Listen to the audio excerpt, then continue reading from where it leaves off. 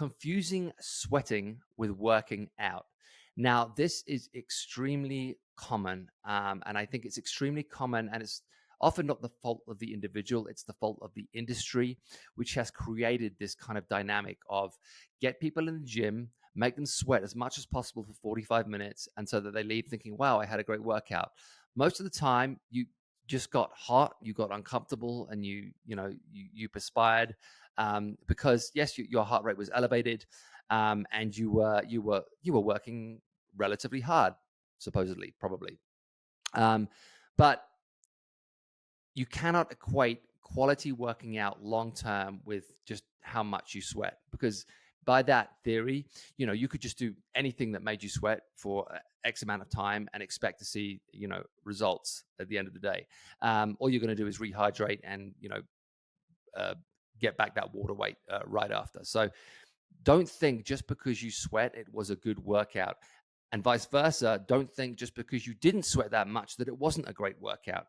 If you've ever done more of we all sweat at different amounts, but you may have done a really good like bodybuilding style strength training workout where you didn't actually sweat that much. Or maybe you did more of a kind of like structural functional workout that was very beneficial to your building that healthy lean muscle tissue and improving mobility, whatever it was. Then you didn't sweat that much. Maybe you did, maybe you didn't. But I think there's this condition right now where people think as long as I sweat, as long as there's sweat dripping off me, that I'm getting results. And chances are you're not. You may be, but you have to dig a little deeper. You have to think about the quality of your work. What are you actually trying to achieve in that session? Did you perform the movements well? Did you understand the exercises? Did you understand what you were trying to do? Do you achieve the goal that you set out to achieve?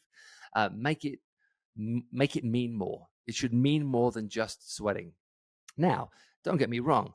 Every now and again, let's say we're doing some kind of a chipper workout and it's just like 35, 40 minutes of just working. We're sweating buckets. We're doing a ton of work. We've got that kind of mentality of like, I'm just going to dig. I love that kind of a workout, and I guarantee I'll be sweating in that workout. So it's not that you won't sweat. Sweating is a byproduct of the results you're chasing and not the goal. It's not my goal to sweat. It's my goal to get this stuff done in a really smart way, using, like I said, good movements, full range of motion, understanding the meaning behind each movement, all that kind of stuff, and let the sweat be the byproduct of that rather than the thing you are chasing. If you have a relatively high resting heart rate and you start doing any activity, chances are you're going to start sweating. That doesn't necessarily mean that you're doing a lot of quality work and that you're super fit. It just means that you're hot and you're sweating. So don't confuse that two things. Don't confuse getting results with sweating. They're two different things. One is a byproduct of the other. Chase results and not the desire to just sweat.